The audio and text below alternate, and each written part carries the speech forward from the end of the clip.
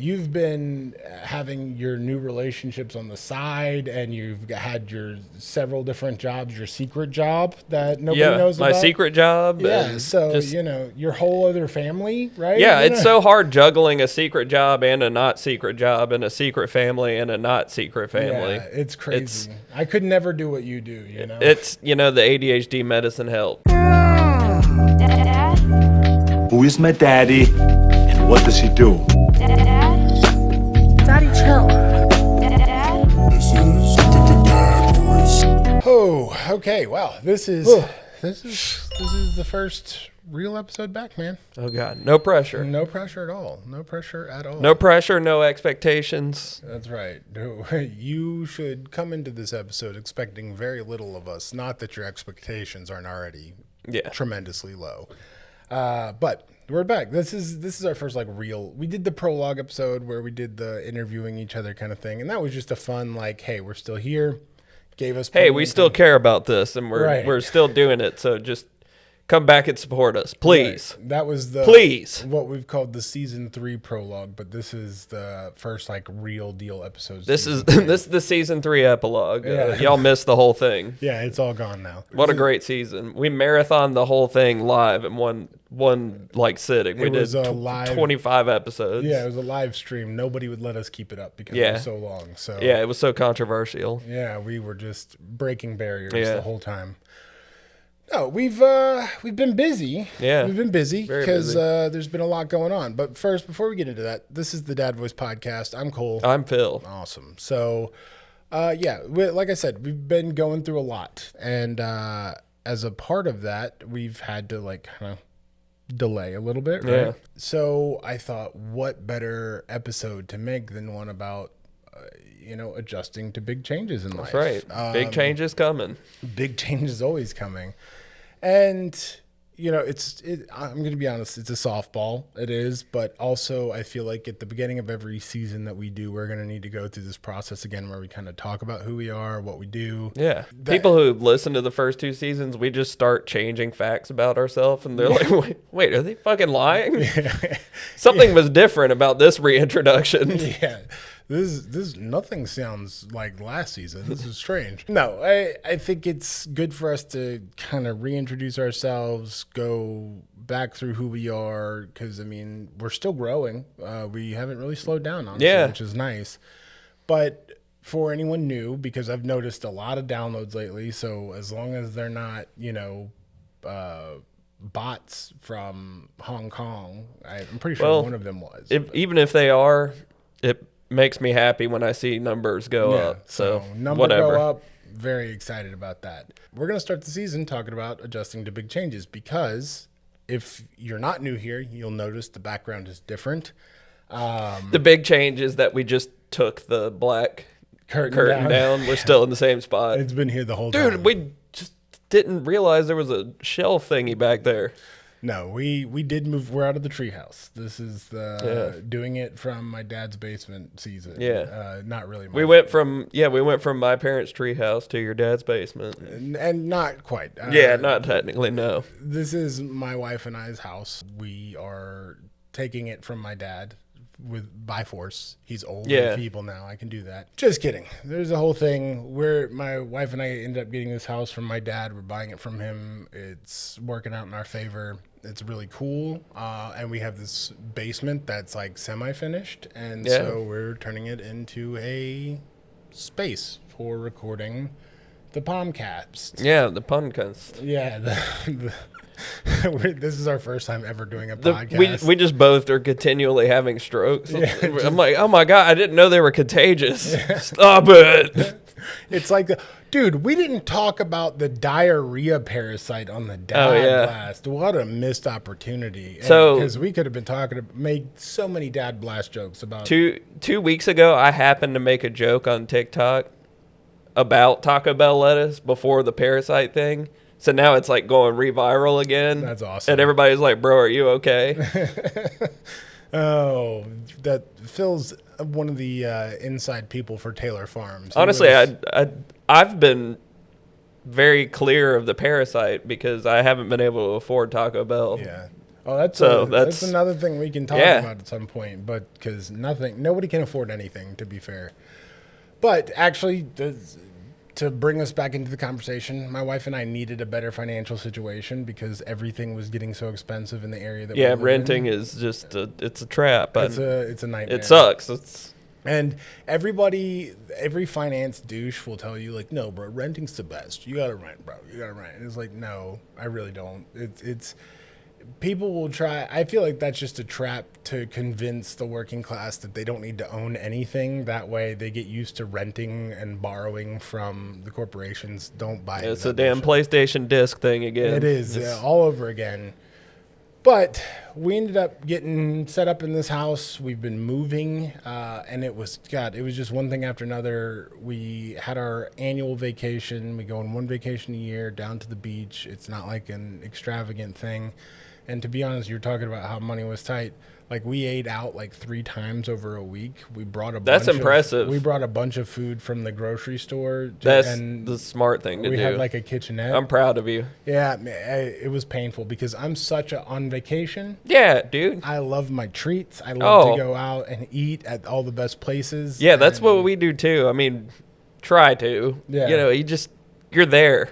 Yeah. Go to the places. And it broke my heart to not be able to be honest. I was like, this is devastating because, like, I want to eat at my favorite places. And we did get to eat at a few of ours. Yeah, and when we come back from the beach or something, you know, that night we get to eat out too because we don't want to cook after unpacking and all that. So it's like Taco Bell or something. We were like, we have to save enough money for gas to get home and to eat that night because right before we went on vacation, the fan in our refrigerator broke, so we lost all of our groceries that we couldn't bring with us.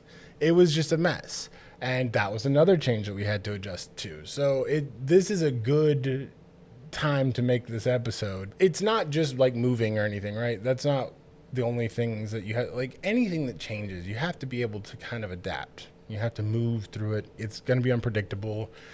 Honestly, there's also this part of any big transition where it takes a long time to feel adjusted in that because it never feels like it's completely done. Yeah. You're looking, they can't see. You notice changes in your routine down the line that you're like, oh, I didn't realize that's a thing. It has impacted my gym routine and everything, and I'm just, because like now I have to travel further for the gym, and I don't want to leave the gym I'm at, but I might have to because it's just so far away now. Yeah. So to give some history for anyone who might be new, we're 2 dads with ADHD and on the autism spectrum. And so that's like our area of, I don't want to say expertise, but that's the perspective from well, which it's like speak. the Malcolm Gladwell 10,000 hours thing. Yeah. Like, man, not new to this. I'm true to this. Yeah, I've put in my 10,000 hours. And no, I was not able to focus long enough to read the whole book, but I know enough to make the reference. We did it. I accidentally sat down beside him on a bench in college. Really? And I didn't know who he was until he went into the building to give like his little speech or whatever. Nice. I was just like, who's this fucking nerd? Hey, what's up, nerd? I was sitting there. I was like, what is this guy, an astronomer or something? I was like, I know he's something. Nice bow tie, dork. Yeah. I think I saw his face on the thing. What's he talking about, space? Oh, he's like a big time cultural influence. Oh, okay. Oh, yeah. There you go. But yeah, I mean, we have technically put in our 10,000 hours on being dads with this shit jumbled up in our brains. But that's a perspective that we speak from. So you get a little bit of dad perspective. You get a little bit of the spicy neurodivergent, however people say it nowadays. Neurospicy. Yeah. You get a little bit of all that. Okay. So that's a perspective that we're going to be tackling pretty much every episode from.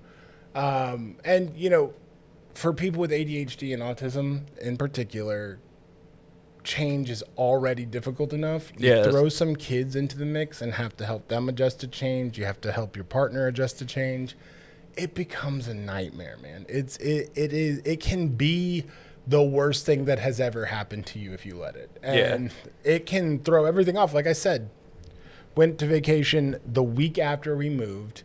I have not been to the gym but like 2 times since. I did. You look like shit, man. Honestly, God, I don't know if you've noticed. I walked in and I was like, I don't even Should we just do an audio only episode? Yeah, I look like hot garbage. No, I'm just kidding. You look the same as you did last time I saw you. Well, I'm so your also- vacation didn't set you back. You're good. That's good. I promise. That's good. Thank you. I actually haven't gained any weight, which is probably not great either, but it's not. That's bad. because I'm stressed out. Yeah. I'm actually extremely depressed and can't eat, but I've been eating. Actually, I'm cheaper surprised. than Ozempic. Yeah. Hey, stress is the best version of Ozempic. If you could adjust. You're like, man, stress, cortisol, that breaks down everything in your body. That's right. Your will. I'm to stripping live, everything all down of to the bare bones. Yeah. But it's a stressful thing. And I went on to vacation and it wasn't even the most enjoyable vacation because like I said, we didn't have all the money that we wanted to have when we had saved up. Yeah, your brainstem is like, me gonna come home to different environment. Yeah. We had saved up enough money to make sure the hotel was covered. So we were good there. We weren't planning on the expenses of moving. So having to move and do all that shit really just kind of fucked us up a little bit on the financial plans, everything, because normally we save up enough for the hotel and then we just kind of like pay off the bills leading up and use whatever paycheck we can to just cover the expenses, and we just didn't have a lot of paycheck left after everything. It sucks. I'm going from moving, completely uprooting my family, changing things, and this happened very quickly because this house became available. My dad had been renting it out. And You had to jump on it. yeah, the tenant had left, and my dad was like, "Well, if you want to get it, you need to let me know something soon." And Yeah. my wife and I talked about it, and after about 3 or 4 days, we decided like, "Hey, all Did right." your lease or your at your old place happen to also be ending at the same time? You just broke it early. I just wrote him a letter, and I was like, I can't afford this place anymore. I've got a better opportunity. Got to go." And they were like, "Okay, cool." Okay. So Fair enough. is what it is. But they were actually pretty chill about it. It's owned by a company that's owned by BlackRock, so they don't give a shit. They're like, we'll put someone in here in 15 to 20 days. Yeah, we're going to slap some cheap shit onto the walls Yeah. and double how much we were charging. Pretty much. Yeah, they wanted to charge like Oh, almost, good. Thank God they found another opportunity because we were about to send gunmen after them to get them out anyway. They kept trying to raise the rent on us, so I'm sure they're actually relieved. They're like, "Dude, we can charge so much more now for this place." They're like, thank God he keeps rebuffing our advances with the higher rent. Yeah. So that was a big shift. And then, we moved. You go on vacation before the house feels like it's done. And shout out to my wife, who's a fucking superhuman and got the whole house, with very little help from me because she's just a machine. And during the days while I was working after the move, she was unpacking everything. She got most of the house unpacked while I was working. It was phenomenal. She is obviously my rock, but she's also just a superhuman. She's your black rock. No, fuck Black Rock. I need a black rock sugar mama. Yeah. Wait, was that lady that guy tried to pretend like sexually harassed him? Was she from Black Rock? Oh yeah, she was from Citibank or something like. Or was it J.P. Morgan? I mean, that's I think they're all the same at this point. But yeah, so okay, not the same. But Black Rock. Oh no, the lady from Black Rock is the one who got shot by the guy with CTE. Oh yeah. Oh, that was insane. Yeah, Forgot about that. forgot Stuff all like about that just gets buried so easily. So quickly, it just comes and goes. Wow.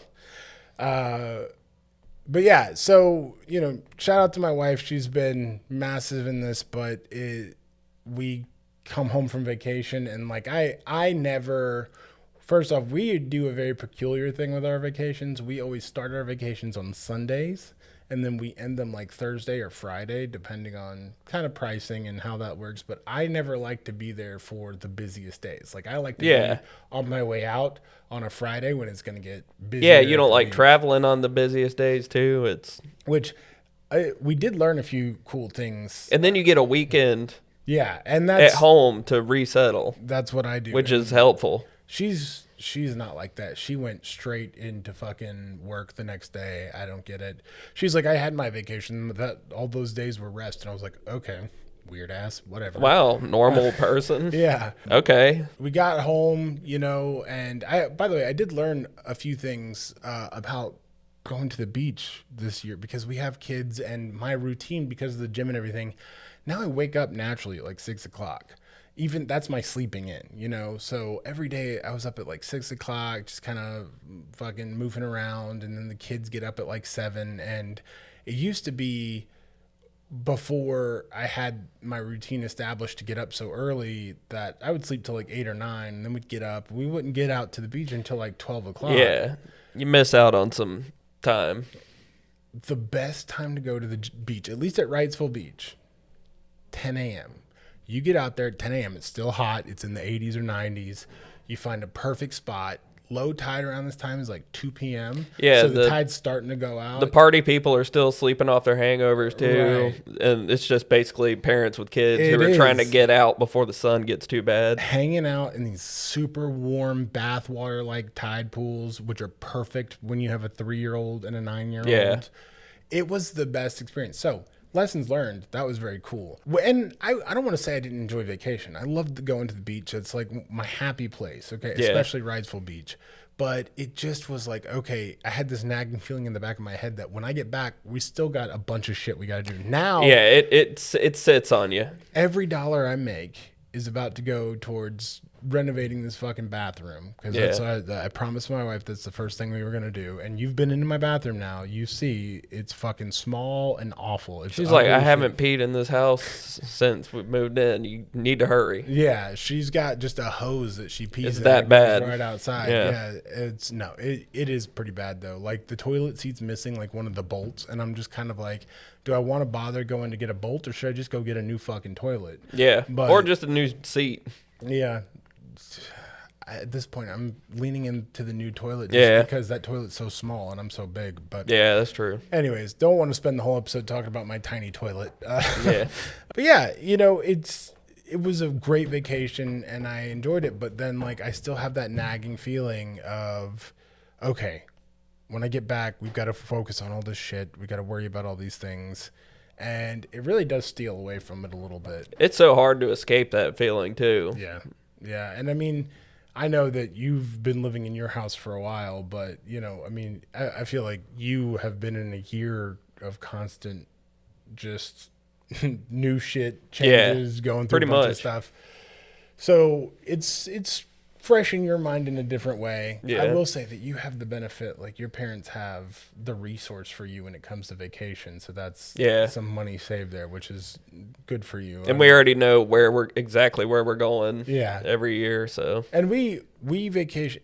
I get a lot of shit for this, but we vacation every year to Wrightsville Beach. In North Carolina, it's 3.5 hours from here. From here where we live, it was about 3 hours and 15 minutes from the old place. And people are like, why don't you go to like Florida or something? And I'm telling you right now, Wrightsville Beach is one of the most beautiful beaches you'll ever go to. I fucking love being on Wrightsville Beach. But also, like, for me, it's not about, like, I lived in Wilmington for 4 years, right? So Wilmington is the city that Wrightsville Beach is like attached to. And for me, it's so nice to go to a city where I know how to navigate it. I know everything that's going on there. I know where all the good food spots are. And then I know kind of how to gauge. It takes away a whole section of work for you that you would otherwise have to do. Because I hate traveling to places where I don't know what the fuck's going on. You know what I mean? Yeah, you spend half your time Googling shit. Yeah, you're like, and then you're constantly glued to your GPS. Where when I'm in Wrightsville or Wilmington, I know exactly where to go. I know, you're like, this GPS is taking away from my texting and driving time, man. God. I gotta not look at the road for other reasons. But yeah, so I get some grief about that from people who are like, you got to go like away from home. I'm like, it is far enough away from home for it to be awesome for me. I love it. I fucking love Wrightsville Beach. So shout out Wrightsville Beach. Shout out Wrightsville Beach. That's right. But yeah. So, me, my area is Little River, Cherry Grove part of North Myrtle Beach. Yeah, that's my, I'll be there one day. That's a nicer area of Myrtle.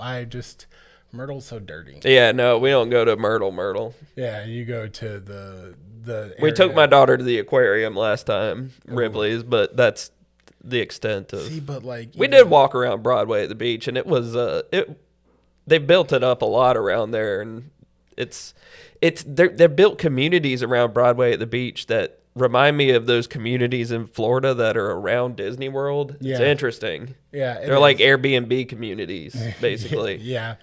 And But there's like a school and people live there that work. Sometimes when we're on vacation or like we'll do like a weekend trip and we'll make one of our days go down to Myrtle for a little bit. and Some just kind of walk attraction. around. You Yeah. got to, you know. But when it comes to aquariums, I like the Fort Fisher Aquarium a little bit. Oh, yeah. Place. Yeah. It's I haven't cheaper. been to that one since I was a child. You should go. It's better and cheaper. This has derailed into us just talking about our fucking vacations and stuff. Yeah. So let's get back on track.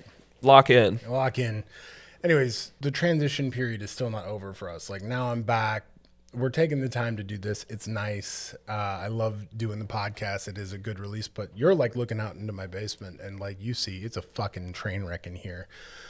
And It's an organized train wreck that you can walk. you can, Would OSHA let people walk around in here if it was a warehouse? No, but yeah, my basement. we don't is, care about that. Living, breathing OSHA violation, but it's coming together. It's a work in progress. I've even got these 2 computer chairs. If we can ever get some people to come hang out with us and help us, you know, Yeah, do stuff. Yeah, that'd be cool. Just sit there to look to make sure the camera's still recording. right. Honestly, if you're interested in just sitting and looking at the cameras and telling us when to pause, that'd be monumental for us. Phenomenal. But yeah, so, you know, I think that one thing I've realized is that the smooth transition idea, that's a myth. It's not real. No, yeah, there's no such thing. There's peaks and valleys to it. Yeah, and I think that the expectation that we should handle major shifts with like perfect grace is kind of like a trap that, you know,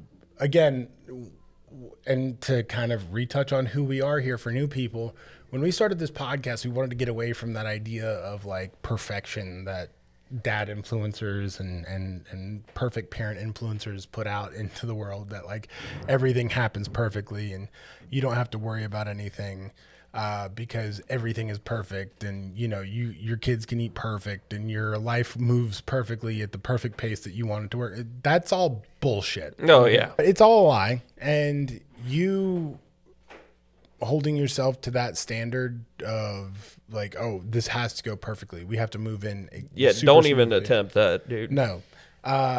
If anybody wants to understand what I mean by that, our move out to move in process was us packing up boxes and taking furniture that we needed less than other pieces and moving them into the garage. And over like 2 weeks, my dad would just show up with his truck and trailer. We'd load it up and he'd haul it over here for us. Yeah. And then we'd meet him. And every weekend that was one of the reasons we couldn't keep doing this podcast, is because all my weekends were spent unloading that shit, starting to move it into this house. And honestly, I had the luxury of having my dad be the guy who we're taking the house from.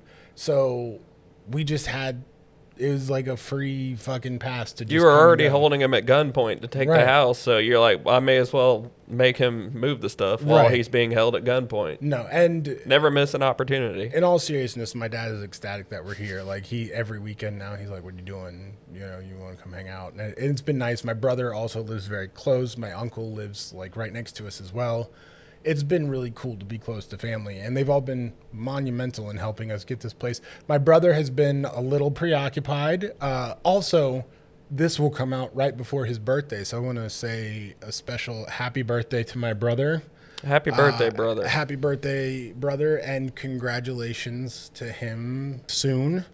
I don't think we won't even be that close when this episode comes out, but about a month from the time this episode comes, his baby's due. So he'll be joining the dad club soon. And maybe one day he'll watch one of these episodes and be like, man, Yeah. I did have to transition. That was real tough, or whatever. To get back to the point,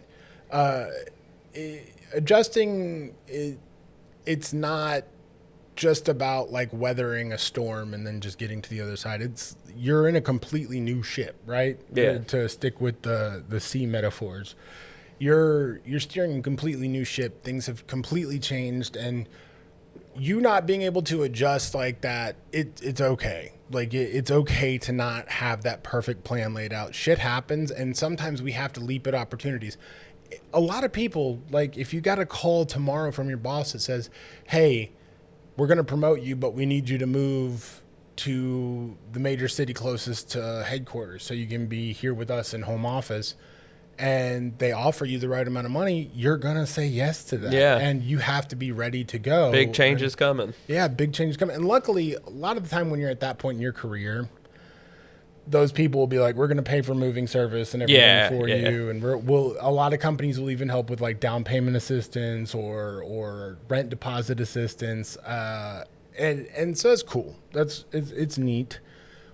But at the same time, it's still huge. Like packing up your kids and moving to potentially a different state or at least a different metropolitan area. We had to do that with our son and like preparing him mentally to transition schools and everything.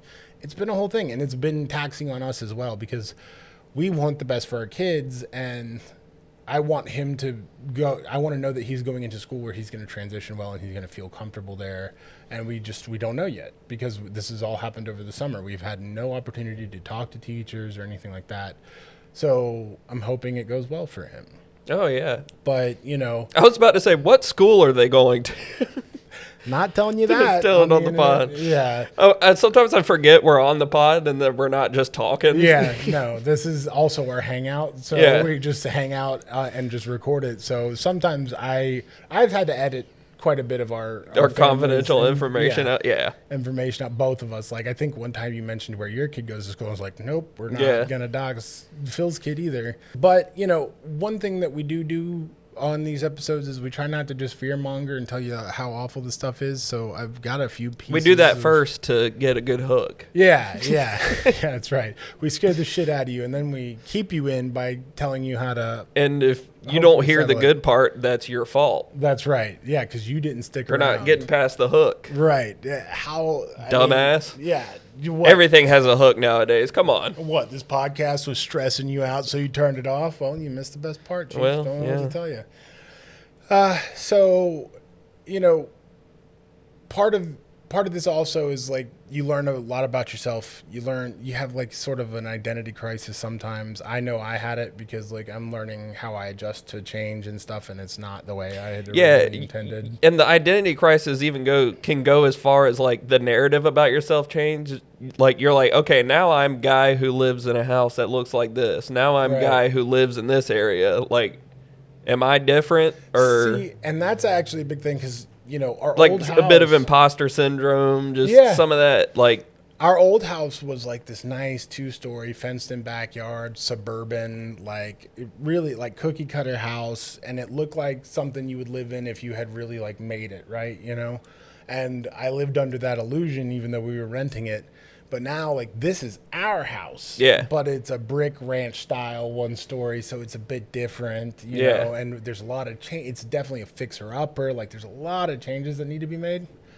And so part of me is like, man, what a downgrade. But at the same time, the other part of me is like, but this is your fucking house. Yeah, it does hit different. And you have to look at other people in our age group and go, wow, like I have an opportunity that most people my age didn't have or don't have. And so it is different, but it changes who you are. And I think that learning how to like just, like I just said, like kind of adapt and understand that it does change you a lot and it changes your identity as you go through these things and you realize things about yourself. Learning how to just roll with those changes and understand that they're not always bad. You just have to be able to look at it from a different perspective and understand that there's good to be seen from this. Even when we're talking about transitions as like aggressive or upsetting as like a divorce. Yeah. You have to look at it and go, okay, I'm no longer with someone who we were mutually unhappy. Like we now have opportunities to better our situation. We have better opportunities to maybe find someone who we vibe with better. Yeah, we have a kid, but this also goes back to an episode I think we did last season, or maybe even as far back as season 1, where it becomes your responsibility to like start to rebuild yourself and find a way to create happiness and create success with your co-parent if you've got kids in it. And part of that is just learning how to adapt to your new identity. You're a single dad or you're single mom or whatever. And so that's part of it. And transitions look different. We're using moving because that's what I just did. But jobs, yeah, you new relationships, stuff like that. Right, you've been having your new relationships on the side, and you've had your several different jobs. Your secret job that nobody knows about. My secret job. Yeah, so your whole other family, right? Yeah, it's so hard juggling a secret job and a not secret job, and a secret family and a not secret family. Yeah, it's crazy. I could never do what you do, It's, the ADHD medicine helps. That's right. Yeah, that's a trait of ADHD. You have a whole secret family that your other family doesn't know about. Your main family doesn't know about. Mine thinks I'm a traveling preacher. Oh, okay. Yeah. So you look like one. Yeah. I definitely have the traveling preacher look.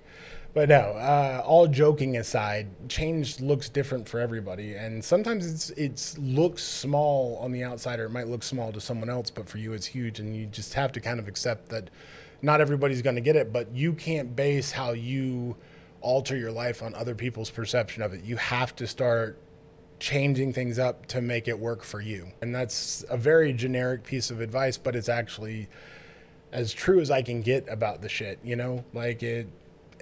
that's stop worrying about what everybody else around you thinks. Stop worrying about what people's opinions, even though I'm giving you mine, are, and just understand that you just have to roll with the punches and transition how you can.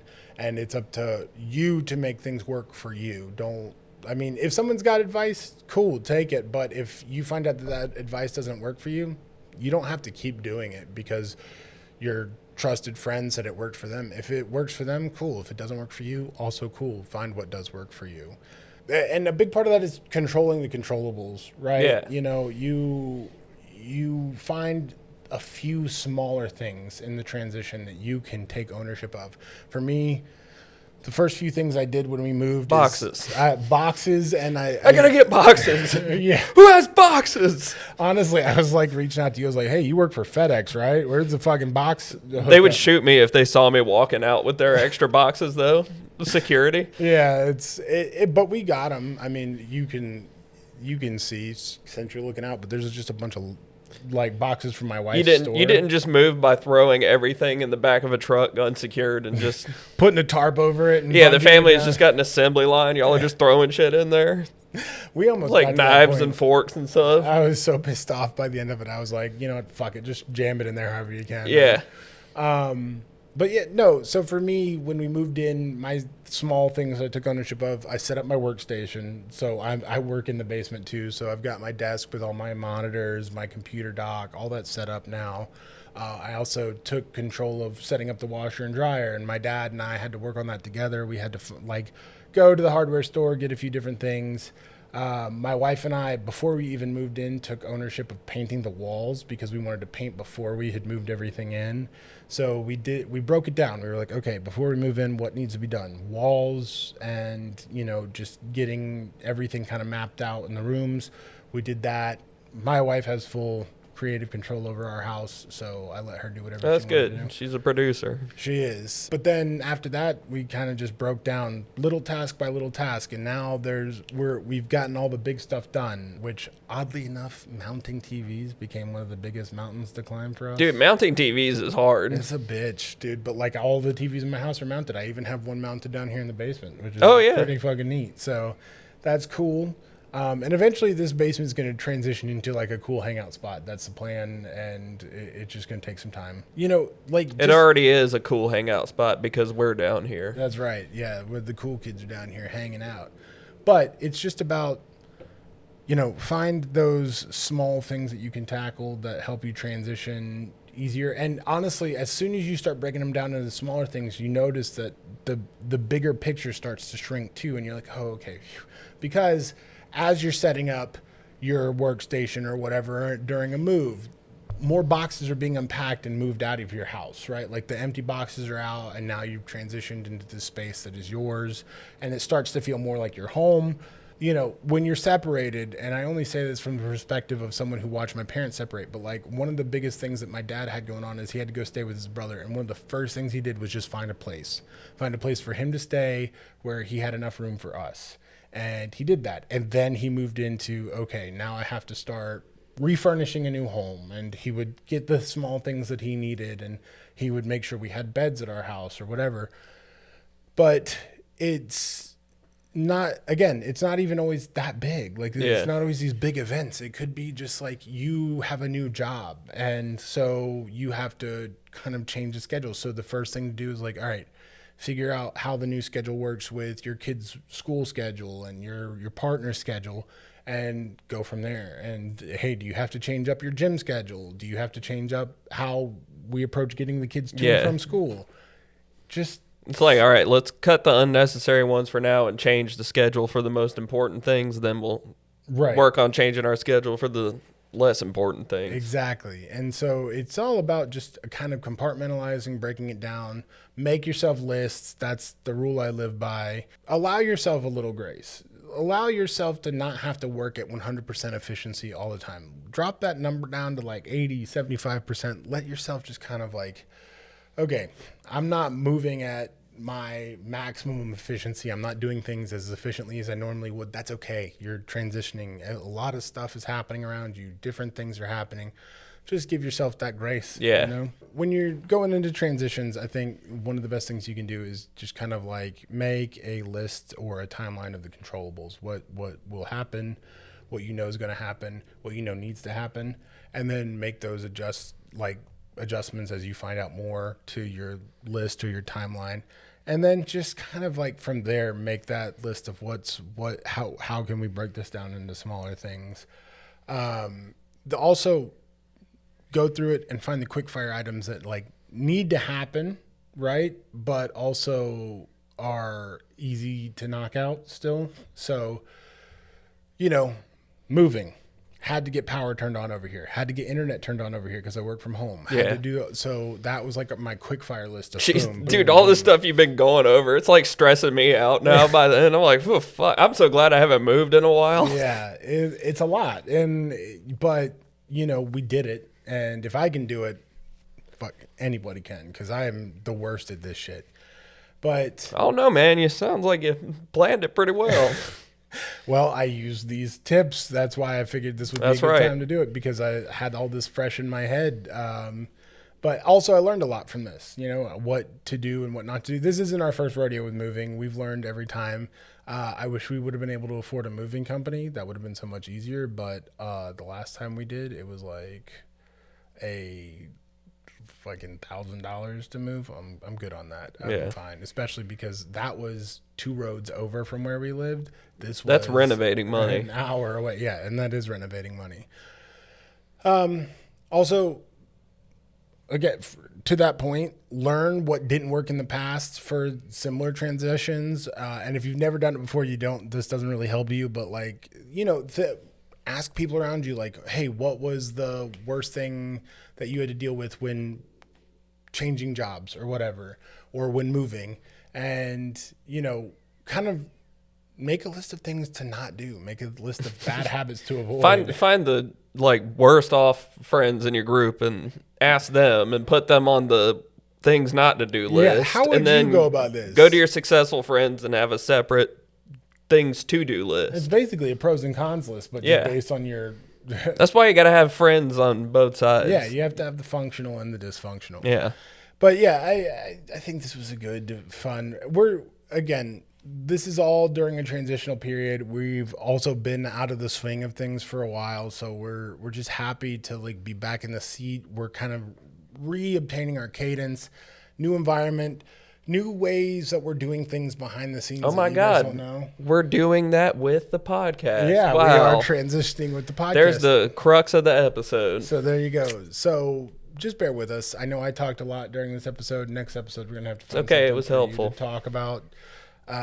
But again, we're glad to be back at it. Glad to be doing this again. Glad to be here for season 3. I'm glad that this has not become a financial burden, because we get to keep doing it, and I'm very excited about that. We're allowed on the airwaves still. Yeah, so it's been fun. If you notice that we just stopped making episodes, it's probably because we've been deemed, left-wing terrorist or whatever. Oh. We've been sent to the camps. Boo-hoo. I'm like, man... I'm trying to... All I did was make a bunch of jokes. I didn't even really get that serious about it. Come on. Yeah. Come on now. trying to keep it as not political as possible so that we don't end up there. But, anyways, different. That's more of a dad blast thing than a dad voice. Also, you can check out if you want a shorter. Keep that smut off of our beautiful, clean episodes. That's right. Yeah. If you want a more erratic and crazy kind of format, we do our dad blast as well. If you're new here, those are slightly different. We do 2 episodes a week. We do a longer format, which is like this one. And then we do the dad blast. So you can check those out. Just, make sure you like, subscribe, follow us on the podcast platforms. We're on all the major platforms. Clicky the buttons. Did you have any dad formations? Ooh, you know what? My dad formation, I'm just going to steal Michael Jordan's thing. So you miss 100% of the shots you don't take. I don't know. There you go. Hey, that's throw some, keep throwing shit out there until something sticks. I don't know. Just keep trying. Yeah, honestly, that's it. Shit's getting rough, and I think that everybody should. I've said this one before, but I think it still applies. Give yourself a little grace, okay? Because it's tough out there, and everybody's having a hard time. Theirs might look different than yours, but everybody is struggling. Not one person I know is sitting here going, man, my life is just I'm having the time of my life. Yeah, my life is a movie. It's rough for everyone. So just rest easy knowing that there is a community that also understands. So yeah, we got you. That's right. And we got us. But anyways, we'll see you guys next episode. Is there anything I'm missing? Dadvice. Email us Dadvice. Oh, do we even want to attempt that still? Yeah, I mean. Yeah, fuck. I just said you miss 100% of the shots you don't take. Right. Okay. So, last thing, if you want some dadvice, which we should probably start doing this at the opening of the episode too, but if you want some dadvice, which is where you can email us and ask us to talk about something, ask us a question that you might want some help with or whatever, just email us at thedadvoicepod@gmail.com, subject line dadvice. And you get to help us make an episode and make us have to think a little less during a week. That's right. And so you just email us, make sure it says subject line dadvice, put whatever you want us to talk about in there, and if you want to remain anonymous, you're more than welcome to. So, that's an option there. But anyways, is that it? I think that we nailed it. All right. We're back in the swing of things. We did it. Back in the saddle, boys. We will see you guys next time. Toodaloo. All right. Goodbye. Not my dad.